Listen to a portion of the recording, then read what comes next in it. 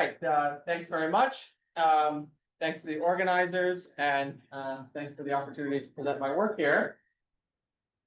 So this talk will be based on a sequence of 4 papers that I wrote in the last year with my 2 very intrepid students. Sadly, Diego will soon not be my student, but he'll be a postdoc. Nick is in the pipeline, and my longtime collaborator, Kantaro Omori. I'm going to start with some broad motivation. We will eventually reach 2D QCD, but we're going to start in some more familiar Landau-Ginzburg territory, just to whet our appetite. So with that in mind, let's consider a scalar field theory in 2D. So here's a potential. For now, ignore these mysterious coefficients. I've plotted this potential here. So what should you think? So lambda is some kind of coupling. If lambda goes to 0, this model is dominated by the phi to the 6th term, so it's a critical point, in particular a tricritical point. We're not quite at the Ising case, but the tricritical Ising case. And non-zero lambda is turning on some particular relevant deformation of this theory. And what can we say? Well, I plotted it. So there's two ground states, 2 minima of the potential. We call them omega 1 and omega 2. And this potential doesn't have any obvious symmetry other than that. There's no there's some odd terms here in the potential. There's no reflection symmetry, for instance. Now, in this kind of situation, when we move to the quantum theory, there are, broadly speaking, 2 kinds of different excitations above the ground states that we'd like to consider. The first are what you might call particles.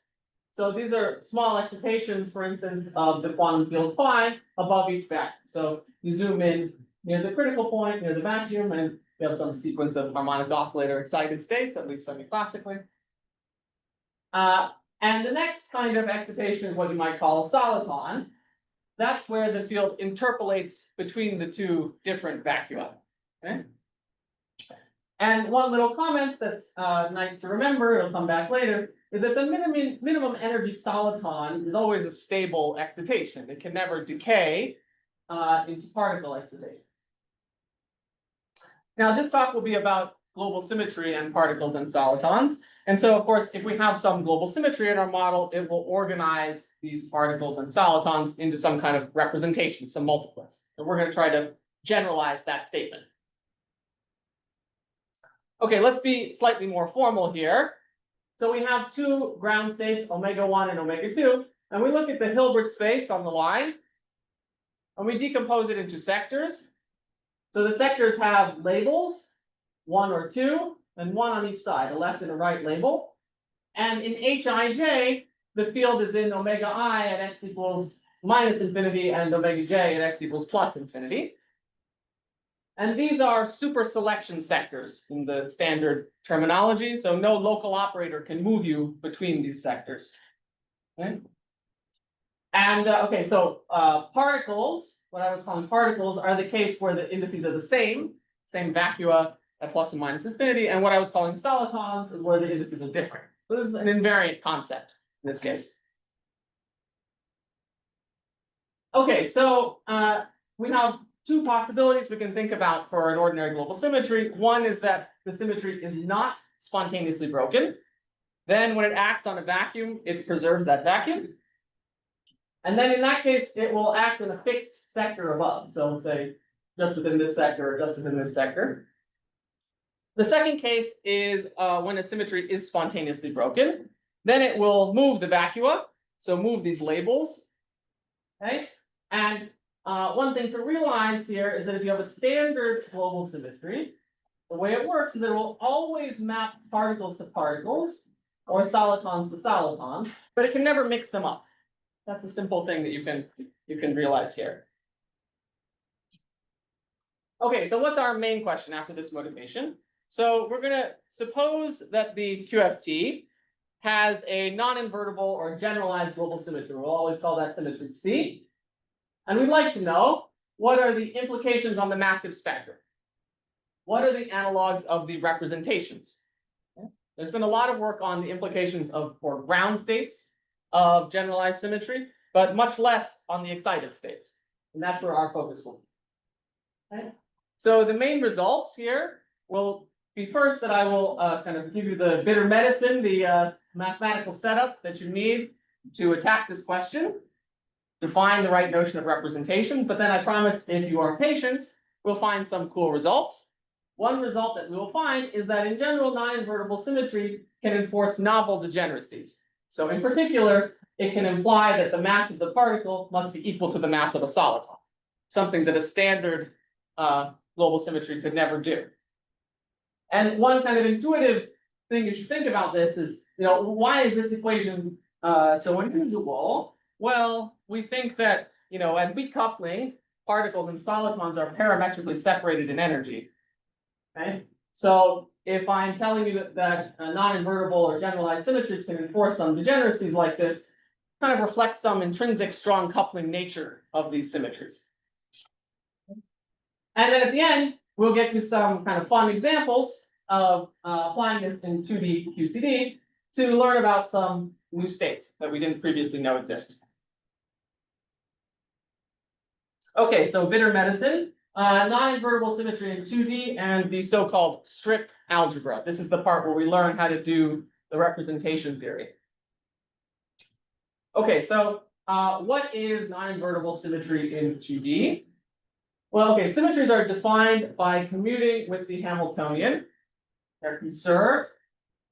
And we also want some locality in our notion of symmetry. And what that means is that the right concept we'll be dealing with are topological line operators. So operators supported on the line, but where the correlation functions don't depend on the detailed position of this line. We can wiggle it around. And mathematically, this is called a fusion category. That's the right mathematical concept here. So there's a range of lines. They have some labels, A, B, C, etc. And you should think that this is the analog of a finite symmetry group. So I'm generalizing, say, Zn or the dihedral group or something like that to a non-invertible setting. I am not generalizing SU2 or U1.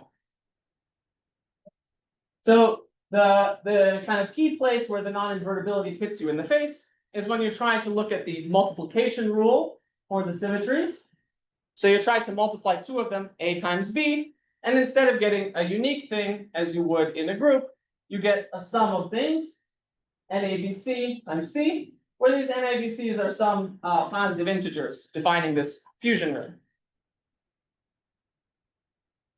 Okay, maybe I'll skip this, but if you wish to know how to think about non-invertible symmetries in a state operator correspondence, one way to think is that each line defines a twisted sector. So you can have some local operators that end this line, and that's one way to kind of conceptualize what these things are doing. We saw some appearance of that in a previous talk. Just another question. Yeah. How is this different from an algebra? What's the Yeah, good. There's a lot of so what I said so far, it's not very different from an algebra, but there's a lot of structure that I suppressed. So so one thing is that an algebra, so it's really when it acts on space versus when it acts on time, when it's extended in time. You see the difference. It's a great question. So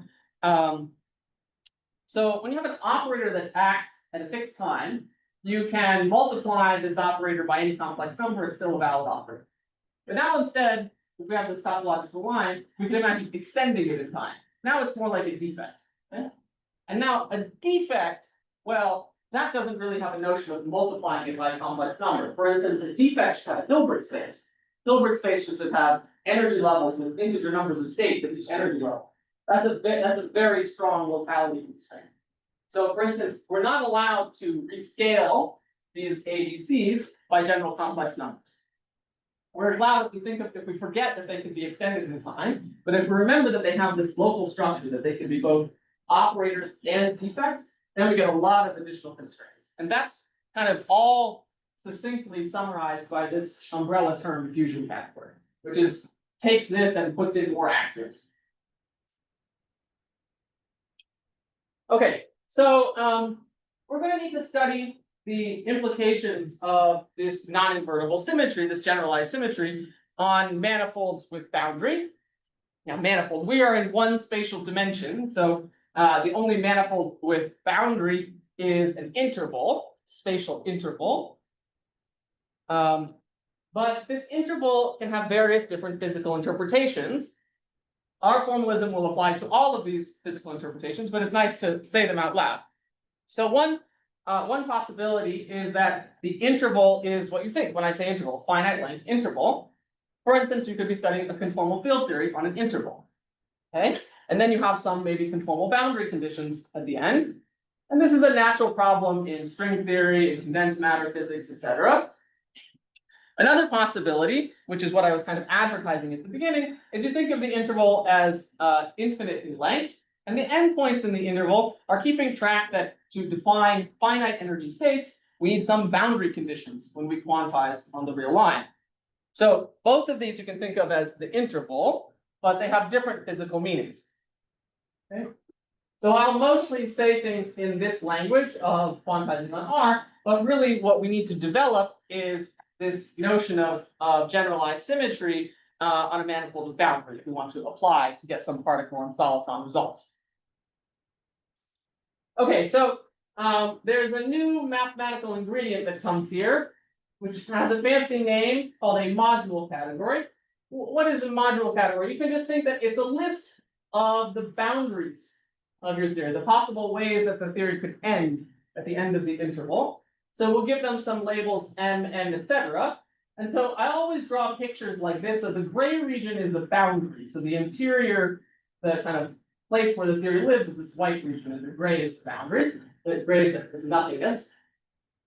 And so what we need to know is when a symmetry comes in and hits the boundary, what happens? Does it change the boundary state? Does it change the vacuum, for instance? Or does it keep it the same? So that's summarized in a diagram like this. So A is a bulk symmetry line. It hits the boundary where we had some boundary condition N. And in this case, it changes it to a new boundary condition N. So that's an action of the symmetry on the boundaries.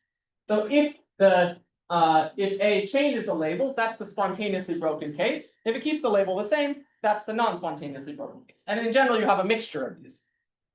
Okay? And now, once we have this data, the Hilbert space of our theory on the interval, which we can really think of if we're doing particle physics as a real line with boundary conditions, is split into these sectors, H sub M N, where M and N label the boundary conditions on the left and the right.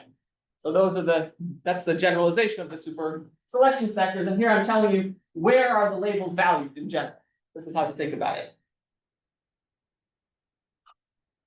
Okay, so on the spatial interval with boundary, a set of boundary conditions encoded by this thing called the module, there is an algebra that acts on these Hilbert spaces. It's called the strip algebra. And the way it is defined is through pictures like this. So remember, time runs vertically in this picture, space runs horizontally. So starting at initial time, we have a state here in HMN. Then A acts at a fixed time and takes it to a state in HRS. So that's a kind of picture for how this generalized symmetry acts on the Hilbert space, and it moves the sectors. So in general, it's moving MN to RS. And there's a composition rule here. So these kind of pictures can be composed. So you can put two of them in time order, and then you can do some kind of topological manipulations to get a sum of third things like this. So in general, one calls this a strip algebra because the elements look like strips, and it naturally acts on this full interval Hilbert space. And what our goal here is now is basically just to understand this representation theory. This is the algebra, and so now we have a representation theory problem. Okay, but I had a very long question, so. Okay, so the strip algebra is an example of what's called a weak Hopf algebra. That's a known mathematical structure. The weak Hopf algebra is nice because you can define duals and tensor products. So lots of things that you like from finite group representation theory still work, but it's outside finite group theory. And actually, it's known abstractly what its representations are. This is just if you like fancy symbols like this. If you don't worry, I'll unpack it for you in practice. Now, what we'd like to do is take this and unpack it to understand what are the implied degeneracies. So what are the actual irreducible representations here, the minimal multiplets that we can find. And there's a nice graphical way to think about this in terms of quivers that may be familiar to some of you. So what we'll think about is that the nodes of a quiver will be vacua, and the arrows going between the nodes will be either solitons if they connect distinct nodes, or particles if they go from a node back to itself. That's something that has appeared in the literature in various contexts before. Okay, so bitter medicine is over, now fun. So the first thing is we warm up on an integrable example.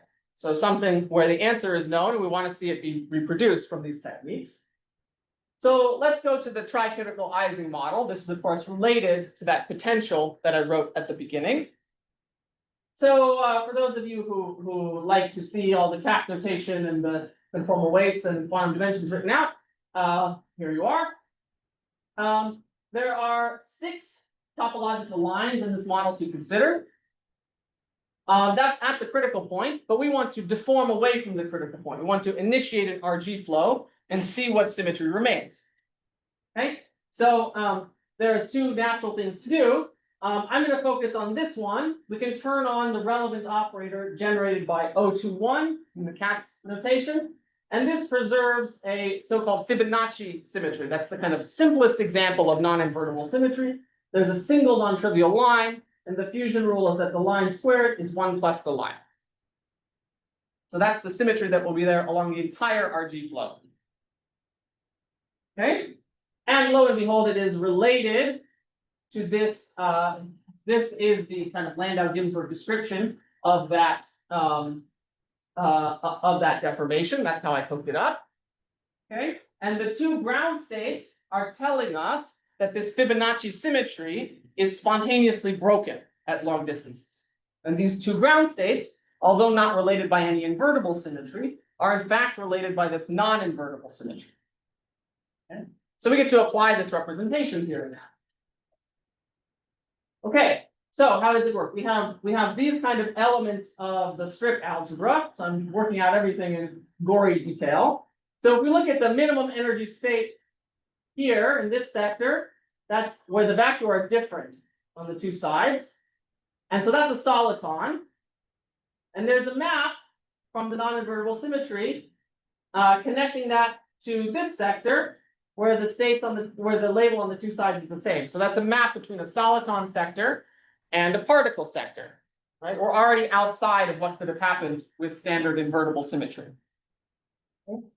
And so what we learned is, in particular, that there is a triplet of states, a soliton, an anti-soliton, and a particle that are a minimum representational unit of this symmetry. Okay? So they must have equal energy. That's a prediction of this non-invertible symmetry. And I advertise that you can think about it in Quiver. What would be the diagram here? It's just useful to see when we compare to other examples. So here we have our 2 vacua, these 2 nodes. Yeah, Phil. So, I'm sorry, particle got into because the fusion rule was W times W.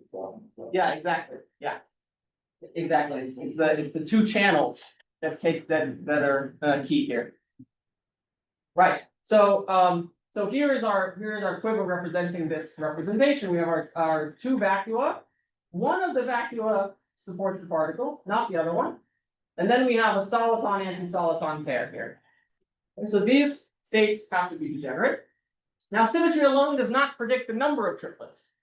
Just says that they have to come in triplets. Okay?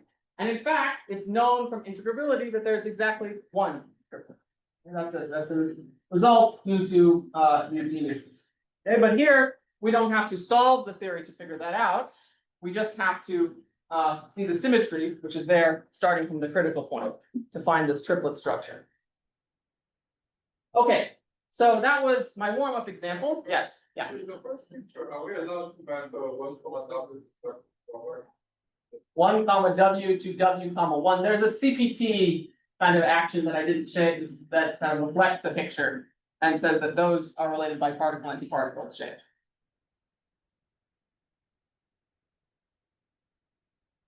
Okay, so now onward to something not integrable. Okay, so my last example I like to tell you about is 2D QCD. I'll stick to the situation where the theory is gapped, because then I can describe everything in terms of particles and their scattering. I don't have to worry about some CFT stuff lurking around. Okay, so at short distances, we have free fermions. At long distances, we have a coset model. So here's the coset. Spin of the dimension of the fermions at level 1, modulo the gauge group, and I of R here is the index. And so for all the cognoscenti in the audience, for which there are many, note that I have bosonized. So when you compare to other things that you know, I've bosonized to make my life a little bit simpler in slides. And of course, if the central charge of this coset is 0, the IR has a mass gap. That's a topological coset. And we like to describe both the vacua and the excited states. Okay, so you have to do a little bit of song and dance to figure out what the symmetry is here. But one point to take away is that 2D QCD, gaps 2D QCD, always has an interesting fusion category symmetry. Right? Aside from the most trivial examples, the symmetry is non-invertible. Okay, so there's always this story in the mix. And this symmetry is spontaneously broken in the infrared, always leading to multiple vacua. It's a universal feature. In fact, you could say that's how to characterize the vacua in 2D QCD. Okay?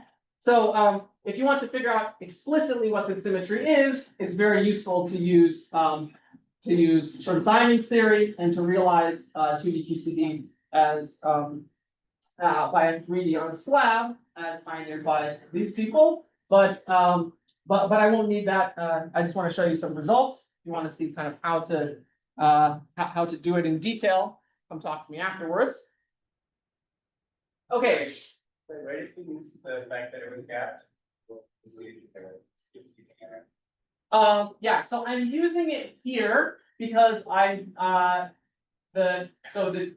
fact that you realize 2D QCD this way, I'm not using it, but I'm using it in that I know how to find the boundary degree of freedom very explicitly when it's gapped. So there's a classifying sort of the topological boundaries of this topological theory in that case. So that's where I'm using it. It's probably not explicitly necessary, but many things simplify. Okay, so 2 fast examples to show you that this is real. So maybe simplest example to me, but not to you, is SO3 gauge theory with matter in a symmetric tensor, so a 5-dimensional representation. Okay, so why did I do SO3 instead of SU2? Well, that's because I want you to ignore the phenomenon of universes. So many people are familiar with the idea that there could be multiple ground states, even in the UV of 2D QCD, but I don't want to talk about that. So I've removed the center symmetry. So I'll talk about SO3 gauge theory with matter in a symmetric tensor. This is a gap theory. What's the non-invertible generalized symmetry? It consists of 3 simple lines, 1, V, and A. Okay, so 1 is the identity, that's very boring. V is Z2 symmetry. It's there because I bosonized. And A is the money maker. A is the non-invertible thing. So A times A has this interesting non-invertible fusion rule. And at long distances, this symmetry is spontaneously broken, leading this theory to have 3 vacua. And now we get to think about the spectrum of this theory. Not just the vacua, we want to know the excited states. And symmetry alone cannot tell us what the excited states are, but it can tell us that they have to come in certain multiplets, certain basic units of representations. Okay, and in this case, there are 3 irreducible representations. Okay, so I plotted them in terms of these quiver diagrams that I was talking about before. So each node is a vacuum. So this is what you might call a trivial representation of the symmetry. You have the 3 vacua, and there's a lonely particle above each of them. Okay. Then there are 2 non-trivial representations here. So here's one where there's a soliton anti-soliton pair between 2 of them, and a particle over this one that's not connected. And these are degenerate energetically. And then there's this even more Baroque one, where you have soliton and anti-soliton pairs connecting these, and two particles above one of the states. Now, one interesting comment is what's the generalization of this logic that the minimum energy soliton has to be stable? Well, in general, what it means is that every superselection sector of the Hilbert space has to be non-empty. And that implies that the stable states furnish a connected quiver. So we actually learned that this quiver, there has to be at least one of these. There has to be at least one of these multiplets in the spectrum. So that's a small additional bit that we can squeeze out of the symmetry analysis. So we learn about some particle degeneracies and some soliton degeneracies that we might not have known about unless we had this tool of non-invertible symmetry. Okay, last example. Everybody loves adjoint QCD. So here's PSU4. Again, why did I do P? I quotient to the Z4 center because I don't want you to be confused about the multiple universes stuff, right? This is a theory where there's no one-form symmetry, right? So there's no, there are no topological operators in the UV, but nevertheless, there are 4 non-invertible generalized symmetries. And these symmetries are spontaneously broken in the infrared, leading to 4 vacua. Here are the fusion rules. Again, there's the identity, some Z2 fellow, and then A and B these times are the interesting non-invertible symmetries. And there are 4 irreducible representations of this symmetry. We don't know how many of each kind there are in the spectrum, but we know that the particle spectrum and soliton spectrum comes in these basic units. Okay, so here's the trivial representation for vacua and moving particles. Here's one that's still disconnected. And then these are the more exotic ones where the graph is fully connected.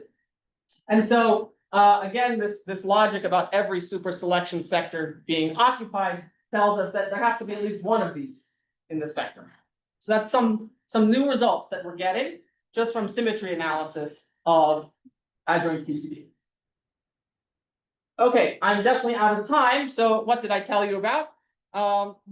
One thing you should really take away from this is that non-invertible symmetries can imply novel degeneracies of massive spectra.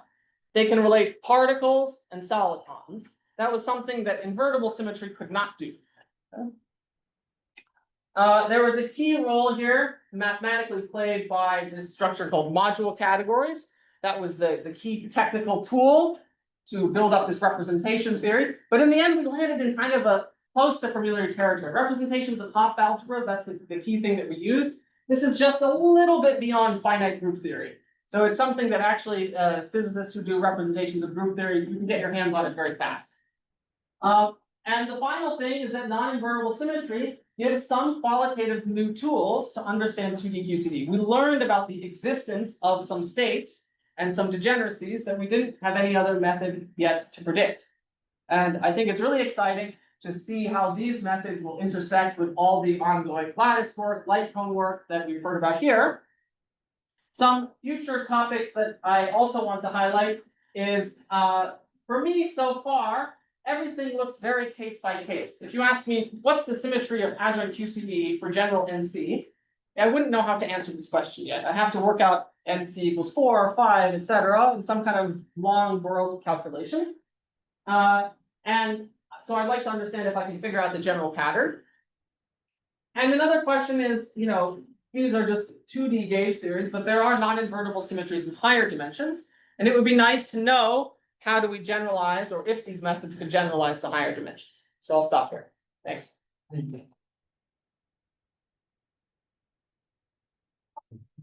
Thanks so much for Yeah, Alexei. Why should all supersonic temperatures be equal? Oh, if they're not occupied, then you can construct the topological polynomial. Yeah, so it's like that assumption that puts it where. Yeah. Getting rid of simple example, like I say, sine code, where you. Yeah. Because it's Yeah.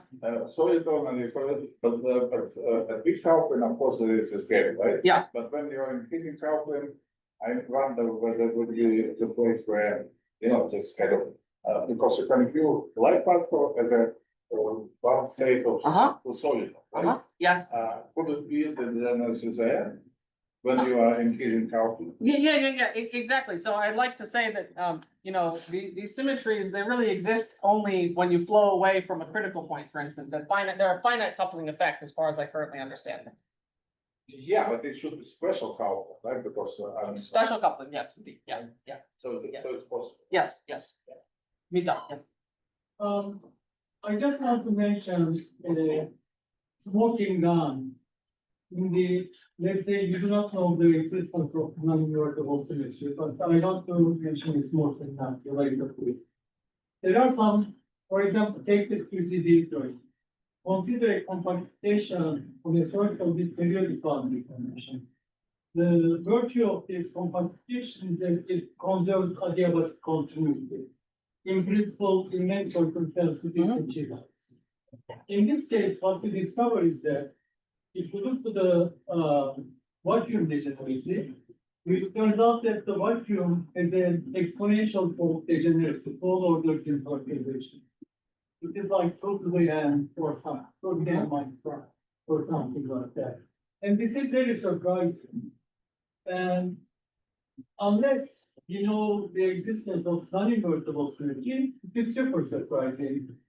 But I think this can be considered some version of the symmetric one that there is something underneath. Yeah, that's a nice point, yeah. Maybe I can ask a follow-up Yeah. question. So if you go back to this tricritical example. Yeah. And we put it on a lattice. Does it break it, or I can still see the three states, degenerate states in the lattice? That's a great question. So, I believe you can still see it, but it's a very case by case analysis of this. So, you know, people have rigorously worked out what is how to see the non-invertible symmetry in the Ising example. Tricritical Ising, I don't think people have yet exactly worked it out in detail. But one of the interesting points is that when you're on the lattice, the non-invertible symmetry is not purely internal. It mixes with translations.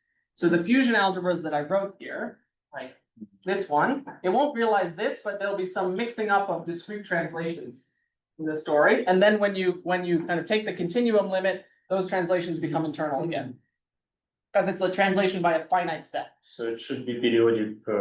Yeah, exactly. So I think even how that works, I think it will work in the tricritical case. Like there's kind of enough evidence that it will work, but even what is the right algebra that you would find is not known.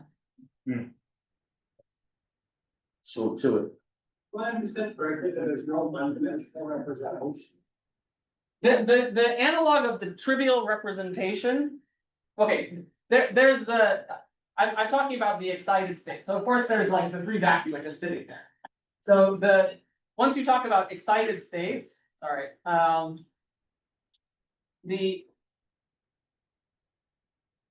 the minimum thing is this. I mean, these vacua are all related by some kind of spontaneously broken symmetry.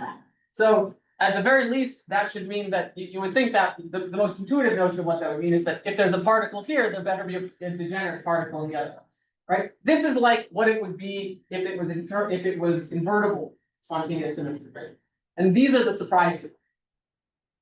But yeah, so there's always this analog. Any application we have to find a more vacua. No, like you see that like these ones always like these two are different from these two. Like look at the structure of the representation.